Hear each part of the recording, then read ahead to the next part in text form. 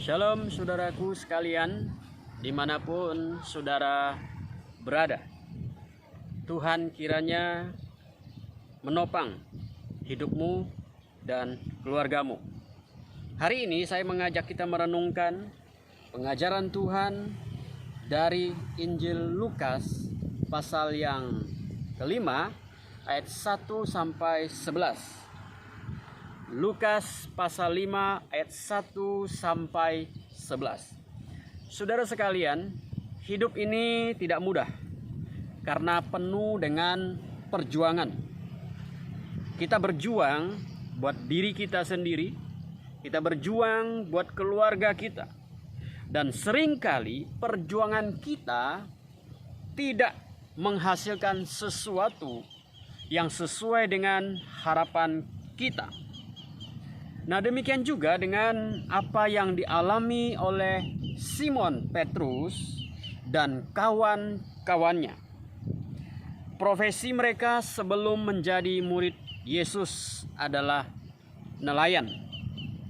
Hidup seorang nelayan tidaklah mudah karena tergantung kepada cuaca dan juga tergantung kepada alam laut di mana dia harus mencari kehidupannya. Jika cuaca bagus, maka nelayan bisa pergi menjala ikan. Tetapi jika cuaca tidak bagus, maka nelayan tidak bisa pergi melaut menjala ikan. Dan seringkali seorang nelayan hidupnya pas-pasan. Di dalam Lukas pasal 5 ayat 1 sampai 11 mengatakan bahwa Simon Petrus dan kawan-kawannya sudah berjuang sepanjang malam menebarkan jala, tetapi tidak ada ikan yang mereka hasilkan. Mereka sudah berusaha, mereka sudah bekerja keras, tapi hasilnya adalah nol. Tetapi ketika mereka sedang membereskan jala, Tuhan Yesus datang kepada mereka dan Tuhan Yesus naik ke atas perahu Simon Petrus. Lalu Tuhan Yesus mengajar firman Tuhan di situ. Setelah selesai mengajar, Tuhan Yesus berkata kepada Petrus untuk sekali lagi menabarkan jalannya. Hasilnya adalah 2 perahu yang penuh dengan ikan. Sampai Alkitab berkata hampir tenggelam. Dari nol menjadi berlimpah. Dari tidak dapat apa-apa menjadi berlimpah ruah. Mengapa bisa? Saudara sekalian, apa rahasianya sehingga Simon Petrus diberkati oleh Tuhan secara berlimpah di dalam hidupnya? Dari tidak ada apa-apa sampai menghasilkan 2 perahu ikan. Rahasianya adalah miliki rasa hormat kepada Tuhan, dengarkan dan taati perkataan Tuhan. Itulah rahasia sukses yang diperoleh oleh Simon Petrus. Mari saudara sekalian perhatikan Alkitabmu di dalam Lukas pasal 5 ayat 1 sampai 11. Ada 2 hal saya ingin sampaikan di dalam bagian ini. Pertama, mari perhatikan di ayat yang kedua dan ketiga. Di sana dikatakan bahwa ia melihat 2 perahu di tepi pantai. Nelayan-nelayannya telah turun dan sedang membasuh jalannya. Ia naik ke dalam salah satu perahu itu, yaitu perahu Simon, dan menyuruh dia supaya melolakkan perahunya sedikit jauh dari pantai. Lalu ia duduk dan ia mengajar orang banyak dari atas perahu. Perhatikan, saat itu Simon Petrus dan kawan-kawannya sudah bekerja keras sepanjang malam, tetapi hasilnya tidak ada. Badan sudah capek, lelah, tapi tidak ada hasil. Lalu mereka pulang dan sampai di pinggir pantai mereka membereskan jala mereka dan segala perlengkapannya. Tentu mereka bersiap-siap untuk pulang ke rumah, beristirahat, bertemu anak, istri, bertemu dengan keluarga.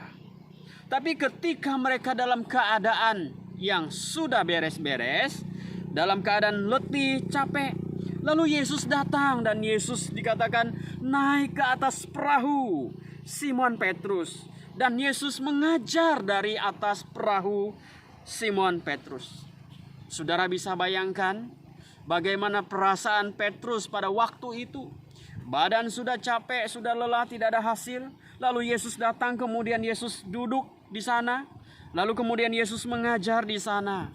Saudara, pada umumnya orang itu bisa menjadi emosi, bisa menjadi marah ketika tidak menghasilkan apa-apa di dalam hidupnya, dalam pekerjaannya, tidak menghasilkan apa-apa. Termasuk Simon Petrus ini sudah bekerja siang dan siang malam, tapi tidak menghasilkan apa-apa.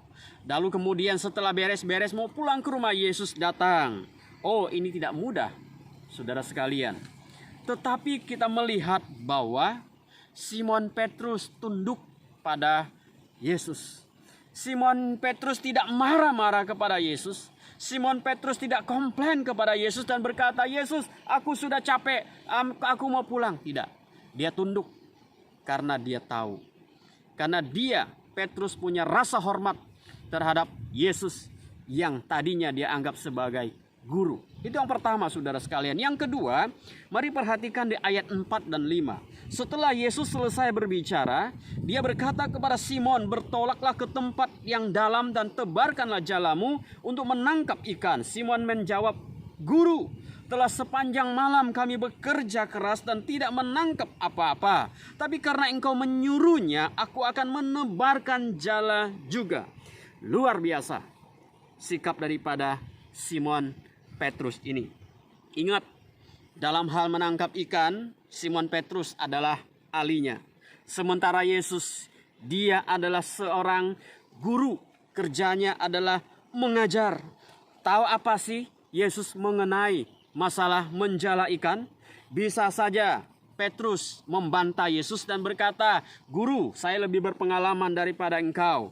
Guru, saya adalah seorang ahli yang sudah biasa menebarkan jala, tapi saya tidak dapat apa-apa. Petrus bisa saja bersikap seperti itu. Tapi justru Petrus berkata, karena engkau yang menyuruhnya, maka aku akan sekali lagi menebarkan jala itu. Saudara sekalian, luar biasa. Petrus punya respon terhadap perintah daripada Tuhan. Tuhan, kami sudah bekerja keras sepanjang malam, tidak mendapatkan apa-apa. Tapi karena engkau menyuruhnya, maka aku akan menebarkan jala sekali lagi. Hasilnya, saudara sekalian, perahu mereka penuh dengan ikan sampai tidak muat. Dan Alkitab berkata, Simon Petrus memanggil temannya dan mengisi perahunya sampai penuh dengan ikan. Bahkan di ayat 7 berkata, perahu mereka sampai hampir tenggelam karena penuh dengan ikan. Dahsyat sekali Tuhan. Karena apa?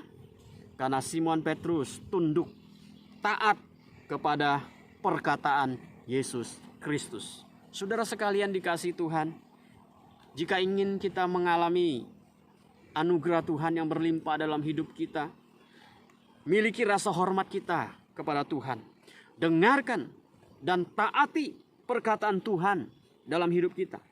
Bacalah Alkitabmu di rumah, jangan biarkan Alkitabmu dihinggapi debu, karena saat ini kita punya banyak waktu untuk membaca, merenungkan firman Tuhan.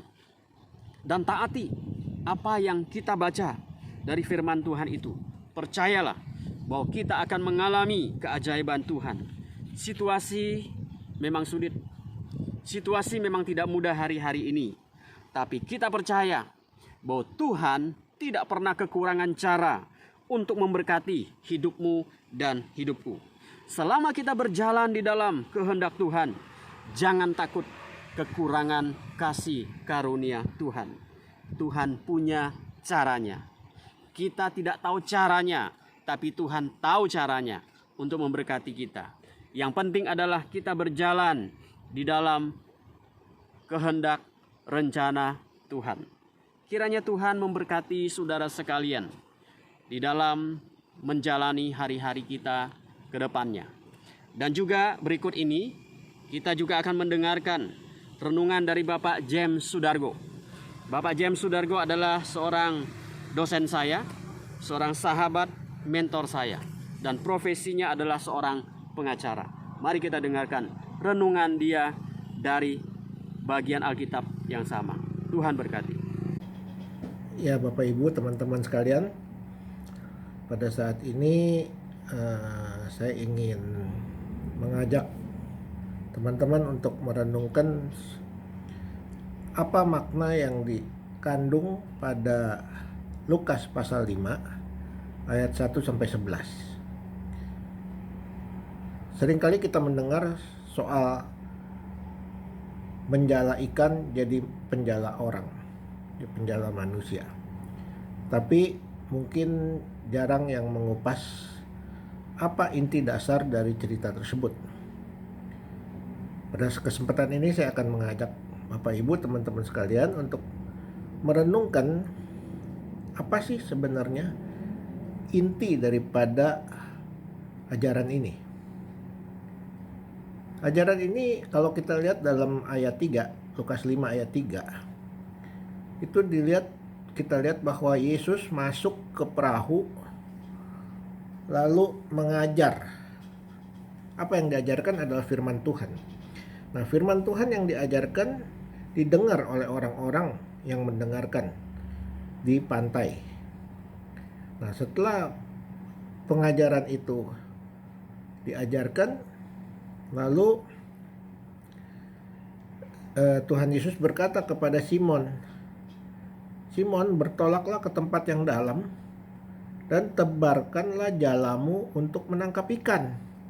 Jadi kita lihat di sini, setelah ada firman yang diberitakan, diajarkan, lalu mulai ada perintah kepada pendengar dan kepada murid-murid Tuhan, terutama kepada Simon.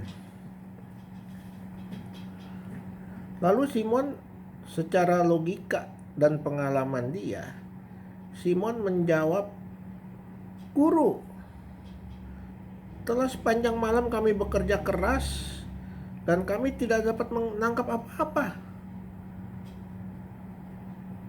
Secara logika memang tidak bisa ditangkap, ikannya nggak ada. Keadaannya juga tidak memungkinkan. Cuacanya juga tidak memungkinkan. Sudah tebar kanan, tebar kiri, tidak dapat ikan. Tidak ada sama sekali, ikannya kosong. Tapi Simon, dia menjawab seterusnya ya, "Kami tidak menangkap apa-apa, tetapi karena engkau menyuruhnya." Maksudnya tetapi karena Tuhan menyuruh saya, maka aku akan menebarkan jala juga. Artinya Tuhan, oke deh, kalau Tuhan suruh saya akan taatin, saya akan turutin kehendak Tuhan untuk menebarkan jala itu. Pada saat itu Simon masih menganggap Tuhan itu adalah guru. Dia belum kenal bahwa gurunya itu adalah Tuhan, Allah pencipta alam semesta.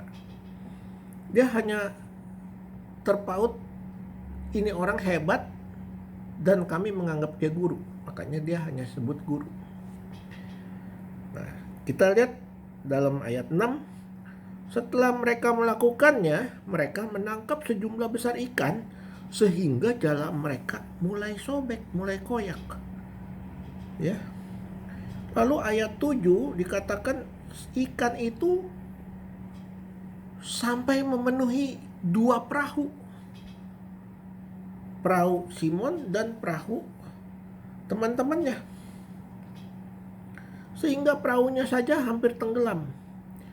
Bayangkan teman-teman sekalian, dari tidak ada menjadi ada. Begitu ada ketaatan kepada firman, ketaatan pada perintah Tuhan, maka timbul mujizat. Timbul sesuatu yang berkat yang begitu besar yang tidak diduga. Lalu semua orang jadi takjub dan kaget. Ya. Demikian juga Yakobus dan Yohanes, anak-anak Zebedeus yang menjadi teman Simon. Mereka jadi ketakutan. Mereka berpikir, siapa orang ini? Cuman berfirman begitu, dari tidak ada menjadi ada. Dari ikan kosong menjadi penuh, malah memenuhi 2 perahu. Malah jalannya sampai hampir sobek. Tadinya tidak pernah ada isinya. Lalu Tuhan tahu hati mereka karena mereka takut. Mereka bingung. Tuhan bilang, jangan takut. Mulai sekarang engkau akan menjadi penjala manusia. Artinya apa? Artinya mereka harus menjadi murid Tuhan, bersaksi tentang Tuhan. Ya. Saya mau ajak saudara dan teman-teman memperhatikan ayat 8 dari Lukas 5 ayat 8. Dikatakan di situ, ketika Simon Petrus melihat hal itu, begitu banyaknya ikan sampai kapal hampir tenggelam, ia pun langsung tersungkur menyembah di depan Yesus dan berkata, Tuhan, pergilah daripadaku, karena aku ini orang berdosa. Jadi kita lihat di sini, waktu seseorang begitu dia tidak hanya tahu tapi sudah mulai mengalami Tuhan, mengenal Tuhan, maka dia merasa dia bukan apa-apa di hadapan Tuhan. Dia merasa dia kecil sekali dan dia sangat najis dan berdosa. Tuhan maha suci, maha mulia, maha agung. Baru dia sadar bahwa Tuhan itu bukan sekedar guru, tapi adalah pencipta alam semesta ini. Sehingga dia bilang, Tuhan, pergilah daripadaku, karena aku orang berdosa. Jadi ini yang saya mau tekankan di sini. Ini adalah tahapan-tahapan. Jadi waktu orang setelah mendengar firman, dia akan melakukan firman.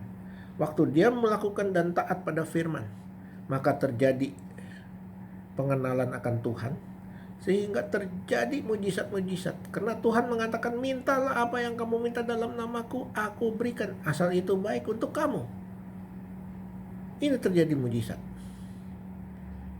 Nah, setelah itu dia sudah mengenal Tuhan, maka dia merendahkan diri di hadapan Tuhan, dan otomatis dia pasti akan selalu mempermuliakan nama Tuhan. Kalau seorang Kristen mengaku Kristen, hamba Tuhan, pengerja, siapapun, majelis, kalau dia masih merasa dirinya tinggi, masih merasa dirinya suci, dia pasti belum kenal Tuhan. Baru hanya tahu sekedar Tuhan hanya manusia biasa dan guru. Tidak menganggap Tuhan adalah Tuhan pencipta alam semesta dalam hidupnya. Demikian teman-teman.